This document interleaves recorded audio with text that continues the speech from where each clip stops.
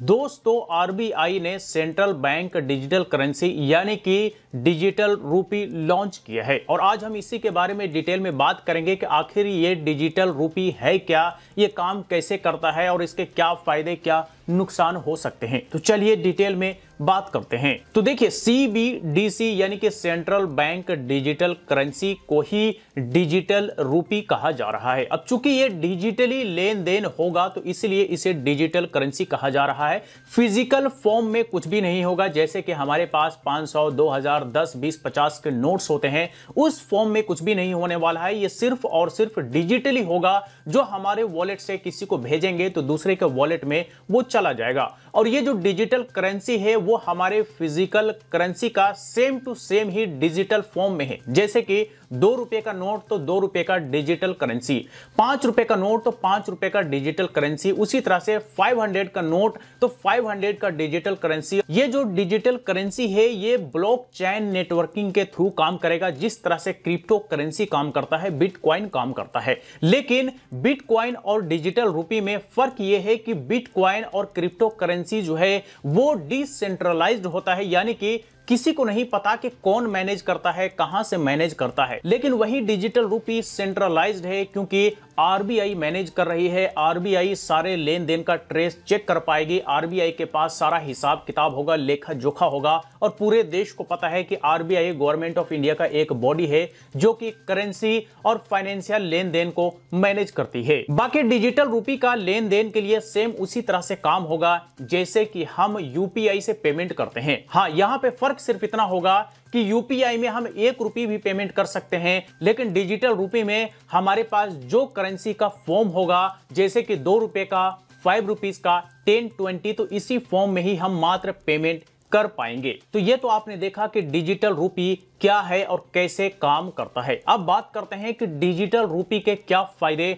व क्या नुकसान हैं। तो आरबीआई के मुताबिक डिजिटल रूपी के बहुत सारे फायदे हैं, जैसे कि डिजिटल रूपी के लेन देन को आसानी से ट्रेस किया जाएगा कि किसने किसे भेजा और किससे सर्कुलेट होते होते ये करेंसी किसके पास पहुंचा, यानी कि सोर्स भी पता किया जा सकेगा, उसके बीच में कितने लोगों के पास पहुंचा और लास्ट में जो डेस्टिनेशन है वो कहां है, ये सारा का सारा जानकारी आरबीआई ट्रेस कर पाएगी। दूसरा फायदा कि फेक नोट से छुटकारा मिलेगा, क्योंकि फेक करेंसी उसी का छपता है जो फिजिकल फॉर्म में होता है। जाहिर सी बात है कि डिजिटल रूपी एक डिजिटल फॉर्म में होगा तो इसका डुप्लीकेट करना यानी कि फेक करेंसी बनाना पॉसिबल ही नहीं हो पाएगा। तो फेक नोट से भी छुटकारा ये डिजिटल रूपी दिलवाएगी। तीसरा फायदा कि नोट छापने के झमेला से छुटकारा मिल जाएगा आरबीआई को। और चौथा फायदा कि नोट प्रिंट करने में जो खर्च होंगे वो खर्च बचेंगे, जो रिसोर्सेज इस्तेमाल होंगे वो रिसोर्सेज बचेंगे। तो ये सारे फायदे आरबीआई ने गिनवाए हैं, लेकिन हमारे हिसाब से ये सारे फायदे तो आरबीआई के लिए। लोगों के लिए क्या फायदे हैं?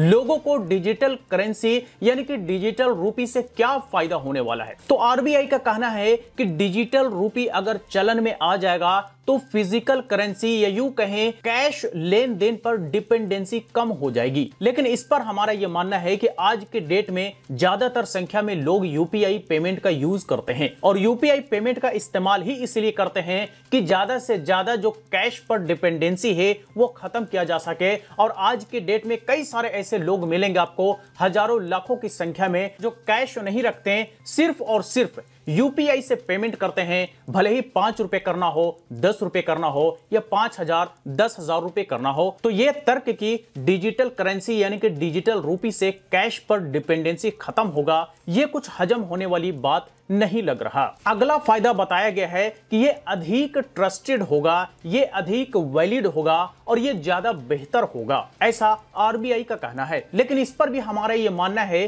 कि यूपीआई भी ट्रस्टेड पेमेंट है, यूपीआई भी वैलिड है और यूपीआई के बारे में भी जानकारी आरबीआई को होती है।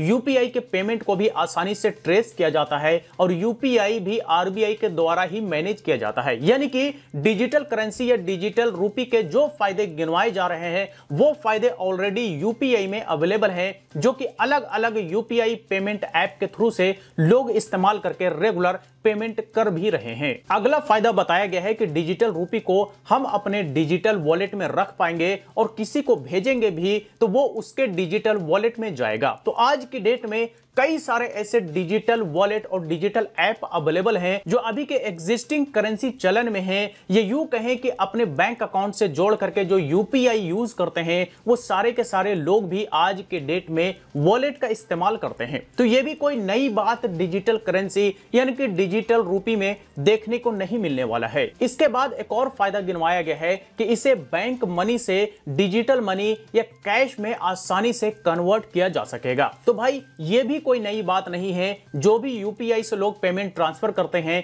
अपने बैंक से या नेट बैंकिंग से ट्रांसफर करते हैं उसे भी आसानी से कैश करवा लेते हैं, क्योंकि आजकल कैश करवाने के बहुत सारे ऑप्शंस लोगों के बीच मौजूद हैं और अलग अलग तरह के ऑप्शन का इस्तेमाल करके लोग अपनी जरूरत के हिसाब अपने अमाउंट का कैश करवा लेते हैं। तो ये जो सारे फायदे बताए गए हैं डिजिटल रूपी को लेकर के, ये ऑलरेडी सारे के सारे फायदे लोगों को यूपीआई के थ्रू ही मिल रहे हैं। मुझे नहीं समझ में आ रहा है कि भाई आखिर ये डिजिटल करेंसी के क्या फायदे होंगे, क्योंकि जो फायदे बताए गए हैं ये सारे के सारे फायदे यूपीआई से ही लोग ले रहे हैं। तो फिर डिजिटल करेंसी यानी कि डिजिटल रूपी में जाने का या डिजिटल रूपी लॉन्च करने का मकसद क्या है, मतलब क्या है, ये समझ से परे है। मुझे बिल्कुल भी समझ में नहीं आया, क्योंकि यहां पे जो फायदे मैं देख रहा हूं ये सारे के सारे फायदे तो आरबीआई के लिए हैं कि भाई नोट नहीं छापने पड़ेंगे, फेक करेंसी से छुटकारा मिलेगा, नोट छापने के खर्च बचेंगे वगैरह वगैरह। लेकिन